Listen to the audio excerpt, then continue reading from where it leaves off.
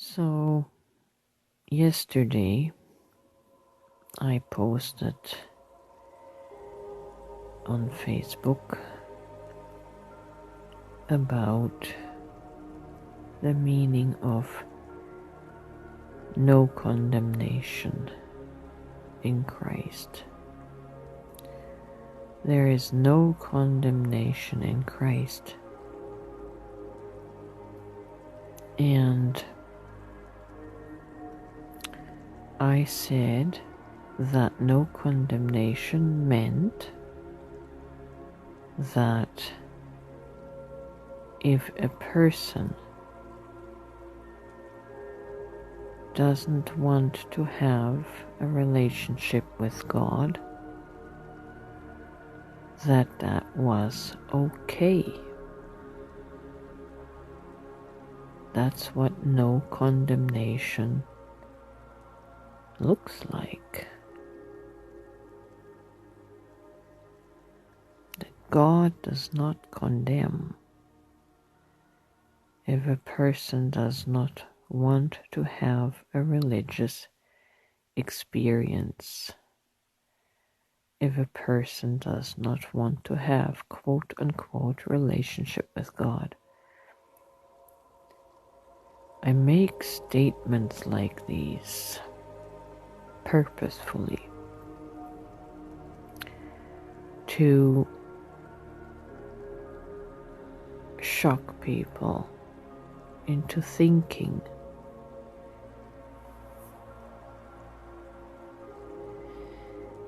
to shock people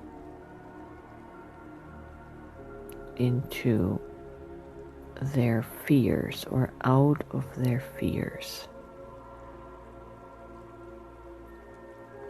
You might be surprised that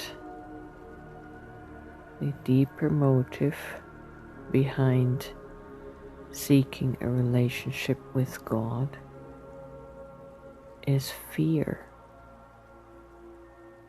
an unconscious fear of all kinds of things, among which is condemnation. We feel condemned if we don't weave our life in with God.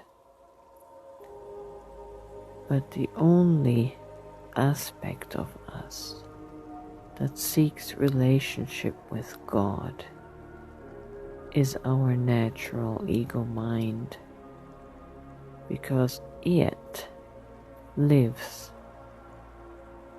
in all of these different fears. Fears of punishment, fears of hell, fears of condemnation, fear of shame. Fear is at the basis of a relationship with God. I'm not talking about what you might be experiencing now in your relationship with God. I'm talking about what drove you there in the first place. And it's the fear that's based in separation from God. We seek God because we don't know who God is. If we knew who God is, we would not seek Him, for we would know Him. And I'm in the habit of calling Him because of the Christian habituation into a male or masculine God. It's not gendered. God is not gendered. it's appropriate to call it it, neutral it. But if we knew it, we wouldn't seek it, because we would realize we have it and are it. And if we are it, how are we going to have a relationship with ourselves? That's the question, right? How are you going to have a relationship with yourself? You would start by becoming consciously aware of your higher self, your higher soul. And you would start by self-love. You would start to fill up your own cup with love. You know, we revel in the love that God has for us. But when I say we must start by filling up our own cup with love, we tend to revolt against that idea of self-love.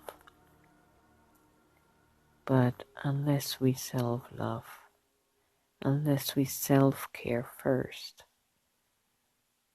we're only going to have an empty cup to love others from, and that's not going to be much. That's not going to be much. So,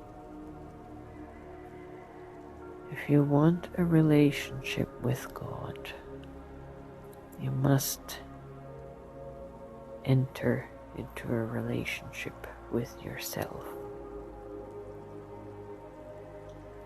with your inner child, with your innocence, for that is where God is, and that is who God is.